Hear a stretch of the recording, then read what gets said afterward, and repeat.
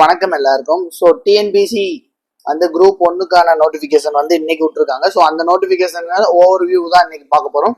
So இதுக்கு முன்னாடி நம்ம சேனலை பார்க்காதவங்க இப்போ பார்த்தீங்கன்னா சப்ஸ்கிரைப் பண்ணிட்டு உங்களோட ஃப்ரெண்ட்ஸ் அண்ட் ஆஸ்பிரன்ஸ்க்கும் ஷேர் பண்ணிடுங்க. Okay, TNPSC group one examination and group one சர்வீசஸ்க்கான நோட்டிஃபிகேஷன்ஸ் இன்னைக்கு விட்டுருக்காங்க. ஓகேவா? So date of notification 1/4/2025 and வந்து லாஸ்ட் டேட் ஆஃப் அப்ளிகேஷன் பார்த்தீங்கன்னா 30/4/2025. ஓகேவா? ஸோ 30 days, அதாவது 1 month வந்து கொடுத்துருக்காங்க. ஸோ உங்களுக்கு இது வந்து எப்படி கண்டக்ட் பண்ணுவாங்கன்னா ப்ரிலிம்ஸ், மெயின்ஸ் அண்ட் இன்டர்வியூ வந்து கண்டக்ட் பண்ணுவாங்க. குரூப் ஒன் எக்ஸாமினேஷன் வந்து ப்ரிலிம்ஸ், மெயின்ஸ் அண்ட் இன்டர்வியூ வந்து கண்டக்ட் பண்றாங்க.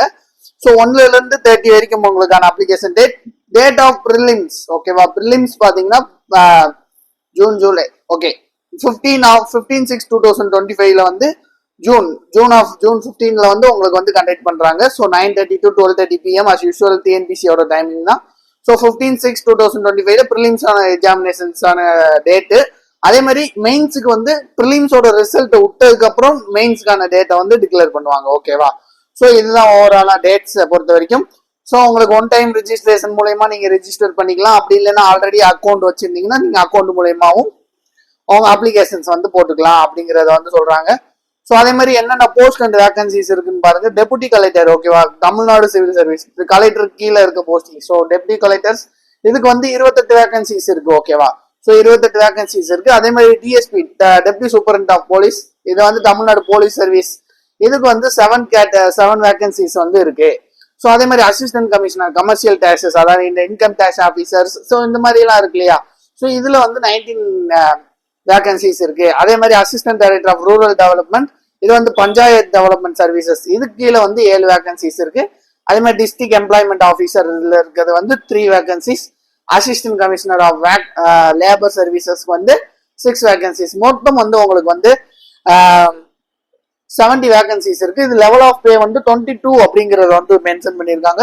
ஸோ 22,000ல இருந்து உங்களுக்கான பேமெண்ட் லெவல் வந்து இருக்கும். ஸோ ஓவரால் அலவன்சஸ் எல்லாம் சேர்த்து 70K பெர் மந்த் வந்து உங்களுக்கு சேலரி ஆனது வந்து இருக்கும் அப்படிங்கறத வந்து சொல்லியிருக்காங்க. ஸோ ஓகே, இதுதான் வந்து என்னென்ன போஸ்ட் அண்ட் இந்த வேகன்சிஸ். அந்த ஏஜ் லிமிட் பாத்தீங்கன்னா, ஸோ டெபுட்டி கலெக்டர், ஸோ நார்மலா மற்ற எல்லா கேண்டிடேட்ஸ்க்கு வந்து 34 தான் இருக்கணும். ஓகேவா? ஸோ 34க்கு மேல இருக்கக்கூடாது. Age concession person with disabilities இருந்தாங்கன்னா அவங்களுக்கு வந்து 44 வரைக்கும் இருக்கலாம். எஸ் சர்வீஸ் மேனா இருந்தாங்கன்னா 30 வரைக்கும் இருக்கலாம். ஓகேவா? சாரி, 50 வரைக்கும் இருக்கலாம். இதை தான் சொல்லியிருக்காங்க. ஸோ அதே மாதிரி அசிஸ்டன்ட் டைரக்டர் ஆஃப் ரூரல் டெவலப்மெண்ட்டுக்கு 34 தான் இருக்கணும். பர்சன் வித் டிசபிலிட்டிக்கு 44 இருக்கலாம் அப்படிங்கிறத வந்து சொல்லியிருக்காங்க. ஸோ இது பிசி, எம்பிசி கேண்டிடேட்ஸ்க்கான ஏஜ் லிமிட். ஸோ டெபுட்டி கலெக்டருக்கு வந்து 39 இருக்கணும். ஸோ அதே மாதிரி அசிஸ்டன்ட் கமிஷனர் 40 இருக்கணும். அதே மாதிரி வந்து அசிஸ்டன்ட் டைரக்டர் ஆஃப் ரூரல் டெவலப்மெண்ட்டுக்கு 39 இருக்கும். ஸோ ஓவராலா வந்து 34 to 35, 39 வரைக்கும் இருக்க கேண்டிடேட்ஸ் எழுதிக்கலாம். ஸோ எஜுகேஷனல் குவாலிஃபிகேஷன்ஸ் பாத்தீங்கன்னா, ஸோ எல்லாத்துக்குமே ஒரு மேஜரான எல்லாத்துக்குமே வந்து ஒரு டிகிரி மட்டும் தான் கேட்டிருக்காங்க. ஓகேவா? ஏதாச்சும் ஒரு டிகிரி, ஏதாச்சும் ஒரு யூனிவர்சிட்டி, ஏதாச்சும் ஒரு இன்ஸ்டியூட்ல வந்து நம்ம வந்து இது பண்ணிருக்கணும். அது சென்ட்ரல் யூனிவர்சிட்டியா இருக்கட்டும், இல்ல ஸ்டேட் யூனிவர்சிட்டியா இருக்கட்டும், ஏதாச்சும் ஒரு யூனிவர்சிட்டி. ஸோ அதே மாதிரி இதுக்கு மட்டுமே வந்து ப்ரிஃபரன்ஸ் மட்டும் இதுக்கு மட்டும் கொடுக்குறாங்க. அசிஸ்டன்ட் கமிஷனர் கமர்ஷியல் டாக்ஸஸ்க்கான இதுக்கு மட்டும் ப்ரிஃபரன்ஸ் கொடுக்குறாங்க. நார்மல் டிகிரி தான், பட் வந்து பிகாம் ஹோல்டர்ஸ் வந்து ஃபர்ஸ்ட் ப்ரிஃபரன்ஸ் கொடுப்பாங்க. ஸோ கவுன்சிலிங் ப்ராசஸ்ல பிகாம் ஸ்டூடெண்ட்ஸ்க்கு வந்து ஃபர்ஸ்ட் ப்ரிஃபரன்ஸ் கொடுப்பாங்க. ஸோ செகண்ட் ப்ரிஃபரன்ஸ் வந்து பிகாம் பிளஸ் வந்து பிஎல் படிச்ச ஸ்டூடெண்ட்ஸ்க்கு வந்து செகண்ட் ப்ரிஃபரன்ஸ் வந்து கொடுப்பாங்க அப்படிங்கறத வந்து ப்ரிஃபரன்ஸ் லிஸ்ட் வந்து கொடுத்துருக்காங்க. ஸோ அதே மாதிரி அசிஸ்டன்ட் டெவலப்மெண்ட் ஆஃப் ரூரல் டெவலப்மெண்ட்டுக்கும் அதே மாதிரி தான், ஏதாச்சும் டிகிரி தான். பட் யாராச்சும் degree in extension, degree in sociologies படிச்சிருக்க கேண்டிடேட்ஸ்க்கு வந்து ப்ரிஃபரன்ஸ் கொடுப்பாங்க அப்படிங்கறத வந்து மென்ஷன் பண்ணிருக்காங்க. ஸோ இது எக்ஸாம்ஸ் எழுதி கிளியர் பண்ணி போற பட்சத்துல வந்து அந்த சீட் அலாட்மெண்ட்ல வந்து ப்ரிஃபரன்ஸ் இந்த மாதிரி கொடுப்பாங்க அப்படிங்கறத வந்து சொல்லியிருக்காங்க. ஸோ இதெல்லாம் சப்போர்ட்டிங் டாக்குமெண்ட்ஸ், என்னென்ன டாக்குமெண்ட்ஸ் இருக்கணும் அப்படிங்கிறது. ஸோ இதுல வந்து டெப்டி சூப்பரண்ட் ஆஃப் போலீஸ்க்கு மட்டும் வந்து ஹைட் மெஷர்மெண்ட் வந்து கொடுத்துருப்பாங்க, டிஎஸ்பின்னு சொல்றோம் இல்லையா? ஸோ அதுக்கு ஸோ இது ஸ்கீம் ஆஃப் எக்ஸாமினேஷன். ஓகேவா? ஸ்கீம் ஆஃப் எக்ஸாமினேஷன் ப்ரிலிம்ஸ் உங்களுக்கு ஜென்ரல் ஸ்டடிஸ் மட்டும் தான் இருக்கும், டிகிரி ஸ்டாண்டர்ட்ல இருக்கும். ஓகேவா? 175 கொஸ்டின்ஸ் இருக்கும் ஜென்ரல் ஸ்டடிஸ்ல. ஓகேவா? அதே மாதிரி ஆப்டிடியூட் 25 கொஸ்டின்ஸ், மொத்தம் 200 கொஸ்டின். இதுல வந்து 300 மார்க்குக்கு வந்து உங்களுக்கு மேக்சிமம் மார்க், 3 மணி நேரம் டியூரேஷன். நம்ம முதல்ல பார்த்த மாதிரி இதுல இந்த கேட்டகரி கேண்டிடேட்ஸ், அதாவது SC, ST, ST, MBC, BCM, இந்த கேண்டிடேட்ஸ் எல்லாம் 90 மார்க்ஸ் வந்து எடுக்கணும். அதாவது அவுட் ஆஃப் 300 வந்து 90 எடுத்தாதான் நீங்க பாஸும் கன்சிடர் பண்ணுவாங்க. ஸோ அதே மாதிரி மற்ற கேண்டிடேட்ஸ் எல்லாம் அவுட் ஆஃப் 300க்கு 120ங்கிறத வந்து மினிமம் குவாலிஃபைங் மார்க் அப்படிங்கறத வந்து மென்ஷன் பண்ணிருக்காங்க. ஸோ ஓஎம்ஆர்ல தான் நீங்க எழுத போறீங்க, அப்ஜெக்டிவ் டைப்ல தான் இருக்கும். ஓகேவா? ஸோ அதே mains and interview. So once நீங்க ப்ரிலிம்ஸ் கிளியர் பண்ணிட்டீங்க அப்படின்னா மெயின்ஸ்க்கானது வந்து இருப்பாங்க. ஸோ இதுல வந்து பேப்பர் 1 அப்படிங்கிறது வந்து இருக்கும். ஸோ பேப்பர் 1 வந்து இது வந்து 2 to 3 டேஸா கண்டக்ட் பண்ணுவாங்க, இல்ல ஒரு சிங்கிள் டேல கண்டக்ட் பண்ணுவாங்க. பேப்பர் 1 வந்து சப்ஜெக்ட் பேப்பர். ஸோ இது வந்து 3 hours கண்டக்ட் பண்ணுவாங்க. ஸோ மேக்ஸிமம் 100 மார்க்ஸ், அதுல மினிமம் 40 எடுக்கணும். இது வந்து எலிஜிபிலிட்டி, தமிழ் எலிஜிபிலிட்டினால மினிமம் 40 தான் எடுக்கணும்.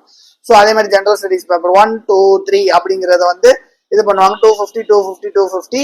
இதுல 250, 750க்கு வந்து நீங்க வந்து பிசி கேண்டிடேட்ஸா, எஸ்சி எஸ்டி கேண்டிடேட்ஸா இருந்தீங்கன்னா 225. அதே மாதிரி மற்ற கேண்டிடேட்ஸா இருந்தா 750க்கு 300 எடுக்கணும். இது வந்து டிஸ்கிரிப்டிவ் டைப், நீங்க வந்து ரிட்டன் ஃபார்மெட்ல எழுதுற மாதிரி இருக்கும். ப்ரிலிம்ஸ்ல வந்து உங்களுக்கு வந்து அப்ஜெக்டிவ் டைப் ஓஎம்ஆர்ல வந்து மார்க் பண்ற மாதிரி இருக்கும். ஸோ இது போக இன்டர்வியூக்கு 100 மார்க்ஸ். ஓகேவா? ஸோ இது 3 750, இன்டர்வியூக்கு 100 மார்க்ஸ், மொத்தம் சேர்த்து 850. தமிழ் வந்து ஒரு எலிஜிபிலிட்டிக்கு மட்டும்தான், தமிழோட மார்க் வந்து சேர்க்க மாட்டாங்க. ஓகேவா? Question paper on general studies வந்து போத் தமிழ் அண்ட் இங்கிலீஷ்லயும் இருக்கும், உங்களுக்கு ஒன்றும் பிரச்சனை இல்லை. ஸோ கொஸ்டின்ஸ் ஜெனரல் ஸ்டடிஸ்ல இருக்க question both Tamil and English மீடியம்லயும் இருக்கும். ஓகேவா? அவ்வளவுதான் வந்து. ஸோ சிலபஸ் வந்து கீழே வந்து பின் பண்ணியிருப்பாங்க. ஸோ இதுக்கான இது வந்து நான் வந்து டிஸ்கிரிப்ஷன்ல வைக்கிறேன், இதுக்கான லிங்க் வந்து டிஸ்கிரிப்ஷன்ல வைக்கிறேன். ஸோ இது பண்ணிக்கோங்க. ஸோ அதே மாதிரி வந்து இந்த one time registration. So examination centres mostly எல்லா டிஸ்ட்ரிக்ட்ஸ்லயும் இருக்கும். டிஎன்பிசியை பொறுத்த வரைக்கும் மெயின்ஸுக்கு மட்டும் தமிழ்நாட்டுல சென்னையில மட்டும் தான் இருக்கும். ஓகேவா? ஸோ இதெல்லாம் வந்து நீங்க பாத்துக்கிறீங்க. ஸோ அதுக்கடுத்து வந்து இதுதான் முக்கியம். இப்போ அப்டேட்டட் சிலபஸ் வந்து கொடுத்துருப்பாங்க கீழே. ஸோ இதான் அப்டேட்டட் சிலபஸ். நான் ப்ரிலிம்ஸ்ல 175 கொஸ்டின்ஸ்க்கு வந்து ஜென்ரல் நாலேஜ்ல வந்து ஜென்ரல் சயின்சஸ் அதாவது பிசிக்ஸ், கெமிஸ்ட்ரி, பயாலஜி இதெல்லாம் சேர்த்து வந்து 10 கொஸ்டின்ஸ் கூட கேட்பாங்க அப்படிங்கறத வந்து சொல்லியிருக்காங்க. So ஜாகிரபில 10 questions. ஸோ அது போக ஹிஸ்டரியில 25 questions. So polity major contribution, so 40 questions பாலிட்டியில. ஸோ அதே மாதிரி எக்கனாமிக்ஸ்ல 50 கொஸ்டின்ஸ். அதே மாதிரி ஹிஸ்டரி, ஹெரிட்டேஜ், சோசியோ பொலிட்டிக்கல் மூவ்மெண்ட்ஸ்ல 40 கொஸ்டின்ஸ். ஓகேவா? ஸோ அது ஆப்டிடியூட பொறுத்த வரைக்கும் லாஜிக்கல் ரீசனிங்ல 10, ஆப்டிடியூட்ல 15. ஸோ இதுதான் வந்து உங்களுக்கான எக்ஸாம் பேட்டர்ன் அப்படிங்கிற சிலபஸ் அண்ட் பேட்டர்ன். ஸோ இதுல வேற எதுவும் டவுட்ஸ் இருந்ததுன்னா கமெண்ட் செக்ஷன்ல மென்ஷன் பண்ணுங்க. இல்ல வேற எதுவும் உங்களுக்கு கிளாஸஸ் இதுக்காண்டி வேணும், ரெகுலர் கிளாஸஸ் வேணும் அப்படிங்கிறத வந்து கமெண்ட் செக்ஷன்ல மென்ஷன் பண்ணுங்க. ஸோ அடுத்தடுத்த வீடியோல பார்க்கலாம். ஸோ அண்டில் தென் பாய்.